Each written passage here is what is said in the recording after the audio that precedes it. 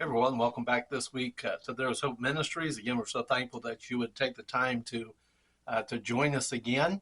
And again, if you've been with us over the last several months, actually, we've been in this study of entitled "Lord, Teach Us to Pray," and we've been studying various lessons in relation to that. This last lesson is entitled "Praying for Your Children and Grandchildren."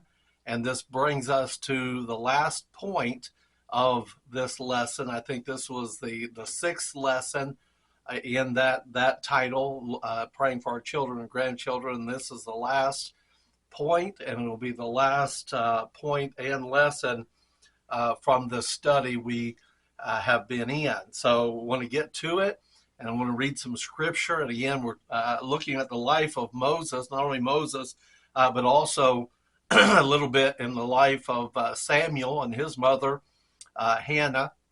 But we've been focusing mostly on Moses's early life and the time that he was born. We now are going to kind of jump forward to the book of Deuteronomy. We've been in the book of Exodus, but now we're looking to the book of Deuteronomy. If you certainly you can look at the book of Deuteronomy, you know that it contains much in the way of a repetition, if you would, of the various laws concerning God's people, what God expects and has for his people Israel. And also we find that much of the book lays out the last couple of months really in the life of Moses before he passes away and right before they're ready to cross over into Canaan, the land that God had promised them. So I want to read a few verses here before we start in Deuteronomy chapter number 4, first of all, and then in Deuteronomy chapter 6 in relation to Moses. And this is, again, the words that God had given Moses to give to his people. Again, just months before he was to pass away, and then they would cross over into the promised land. So in Deuteronomy chapter 4, verse 9, it says, "Only take heed to thyself and keep thy soul diligently, lest thou forget the things which thine eyes have seen, and lest they depart from thy heart all the days of thy life." But notice it said, "But teach them thy sons and thy sons' sons." Verse 10 says, "Especially the day that thou stoodest before the Lord thy God in Horeb, when the Lord said unto me, Gather me the people together, and I will make them hear my words, that they may learn to fear me all the days that they shall live upon the earth, and that they may teach their children." And again, if you've been with us, we've been in the study of Lord, teach us to pray. But here in this last point, the last lesson, praying for our children and our grandchildren, we see the need and certainly the necessity to understand what God needs us to know about praying, especially when it comes to our children and our grandchildren. Now, this last point, point number 7, we've been trying to answer the question, what can praying parents and grandparents accomplish? We find this: praying parents leave a godly heritage to their children. Praying parents leave a godly heritage to their children. And that's what we're seeing here now as Moses has led his people, the people of God, out of Israel, or excuse me, out of Egypt, out of the house of bondage. And they've gone through many things and wilderness wanderings, and they're on the brink now of entering the land that God had promised them. We find Moses is speaking to them not to forget the things that our eyes have seen and all the great things that God has done for us. But he says also, teach them, he says earlier, to thy sons and sons' sons, and also here's that they may teach their children. Now let me jump over, if you would, to chapter 6, excuse me, of of the book of Deuteronomy, in chapter 6, and in verse number 4. We'll start there. Let me read some verses. Chapter 6 and verse number 4. It says, "Hear, O Israel, the Lord our God is one Lord. Thou shalt love the Lord thy God with all thine heart, with all thy soul, and with all thy might." And verse 6 says, "And these are the words which I command thee this day shall be in thine heart." Verse 7 says, "And thou shalt teach them diligently unto thy children, and shalt talk of them when thou sittest in thine house, and when thou walkest by the way, and when thou liest down, and when thou risest up." We find there in verse number 7. Now, let's jump down to verse number 20, and then we'll get into this thought for this lesson here. Verse 20, Deuteronomy chapter 6, and verse 20, it says, "And when thy son asketh thee in time to come, saying, What meaneth the testimonies and statutes and the judgment which the Lord our God hath commanded you?" It says there in verse 21, "Then thou shalt say to thy son, We were Pharaoh's bondmen in Egypt, and the Lord brought us out of Egypt with a mighty hand, and the Lord showed his signs and wonders and great and sore upon Egypt, and upon Pharaoh, and upon all his household before our eyes." Verse 23 says, "And he brought us out from thence, that he might bring us in to give us the land which he sware unto our fathers." It goes on to say in verse 24 and verse 25, "And the Lord commanded us to do all these statutes, to fear the Lord our God for our good always, that he might preserve us alive as it is this day." And verse 25, it says, "It shall be our righteousness if we observe to do all these commandments before the Lord our God, as he hath commanded us." So here we find Moses laying out what God expects of his people, the nation of Israel, especially as they settle in to the land that he promised them. And we simply again see, excuse me, verse after verse after verse, where Moses again reiterated the necessity of a home life where parents taught their children what the statutes and the judgments and the commandments of God were for them and the reason for them. We find again at this point here, we find in this lesson that praying parents leave a godly heritage to their children. Now, think about this as we look at the end of Moses' life, and that's where we are in the book of Deuteronomy, the last few months of his life. We're able to see Moses' testament, or his testimony of God's people released from the slavery of the Egyptians. Let me read this verse to you in Deuteronomy chapter 33, towards the end of the book. Right before his death, Moses says this: "The eternal God is thy refuge." What is a refuge? It's a shelter. It's a place to hide. We find that Moses identified to the Israelites, God's people, that the eternal God is thy refuge, and underneath are the everlasting arms, and he shall thrust out the enemy from before thee, and shall say, destroy them. So we find here, in relation to this point, the great leader of God's people said there in Deuteronomy chapter 33, verse 27, "The eternal God is thy refuge." And he's addressing again the families, the nation of Israel. So this is the question I have: who do you think we have to thank? Who do we thank for Moses speaking that way about God?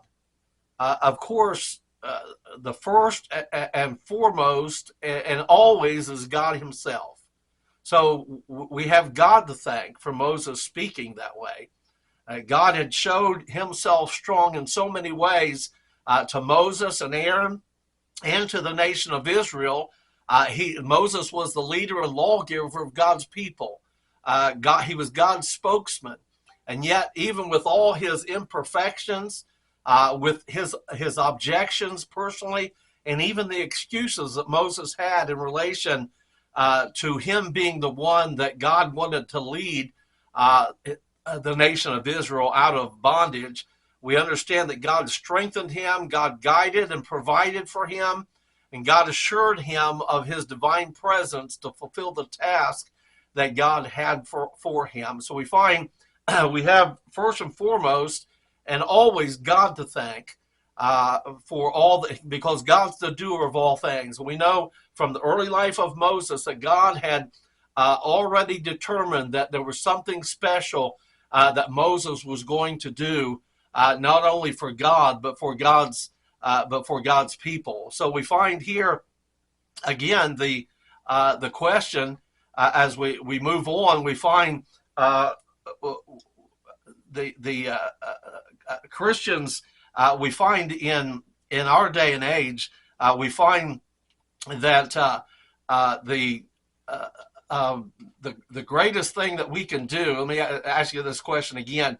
Let me say this. I'm sorry. Exodus chapter 33, verse 11 says this concerning Moses: "And the Lord spoke to Moses face to face, as a man speaketh unto his friend." And think about that.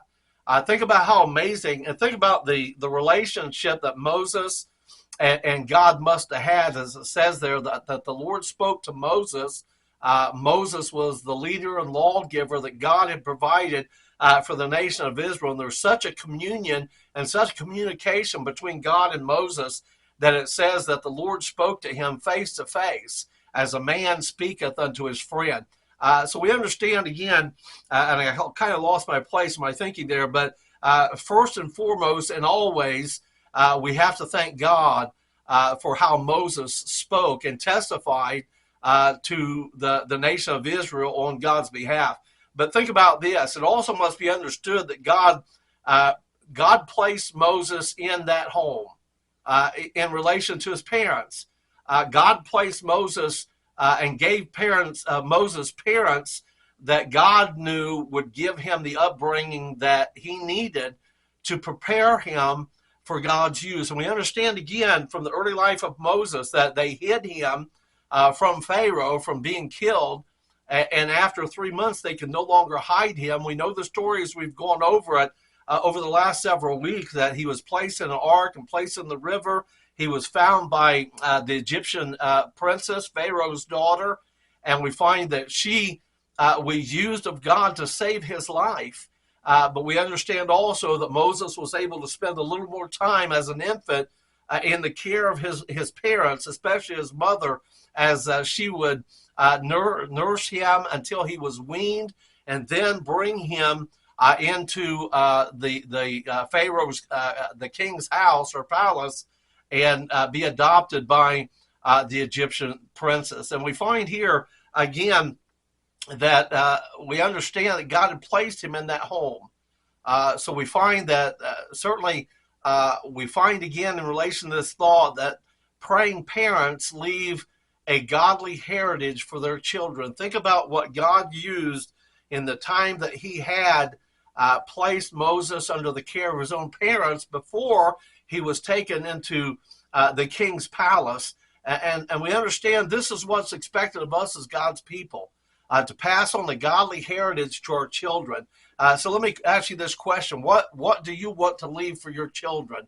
Certainly I would think, and again, humanly speaking, I know we'd like to say, well, we'd like to be able to leave them some money to help them out, or leave them some land, or we leave them the family property, or we leave them this or leave them that. But what about leaving them a godly heritage? And I've asked this question over the last several weeks. Do you want your children to go to heaven? Then you must lead them in the home while they're young and bring them up in the nurture and admonition of the Lord. And we have to say this: may the Lord help us to understand that there's no greater gift for our children than to pray for them. There's nothing greater we can do for our children than to pray for them. And the greatest gift that we can ever give to a child is to be a praying parent. That's the greatest gift we can give our children. We understand, again, that your children, my children, our children are never too old to take and bring before God. and we must always be on our face. We must understand what the Word of God says about teaching us to pray for our children and our grandchildren. We need to do everything we can to make our home a place where God is brought into the home, as we saw last week, so that our kids will adapt to that and be taught by that and see it by example. They need to know that they have a mom and dad who is always praying for them. And again, we recall in the life of Samuel in relation to his mother, Hannah. She said this, "For this child I prayed, and the Lord hath given me my petition which I've asked of him." If we seek the Lord and we live a life that's pleasing to God, and we go to God on behalf of our children, he's going to hear the petitions and the prayers that we're asking of him. And I want to leave with, again, this thought. We understand from this point of this lesson that praying parents leave a godly heritage to their children. And I hope and I pray that in relation to praying for our children and grandchildren, that we take this matter seriously in the world in which we're living today. Our children growing up and facing indoctrination, they need to have parents who are strong in the faith, and they need to have parents who want to bring God into their homes and into their lives, and our children need to have parents who want to leave a godly heritage for them. Hey, my name is Mike Bradshaw, and this is There Is Hope Ministries. Again, we appreciate so much you joining us each week, and we pray that you have a great week to come. Be in the house of the Lord on Sunday and worship and serve the Lord. Bring your children to church and set a good example for them. God bless you.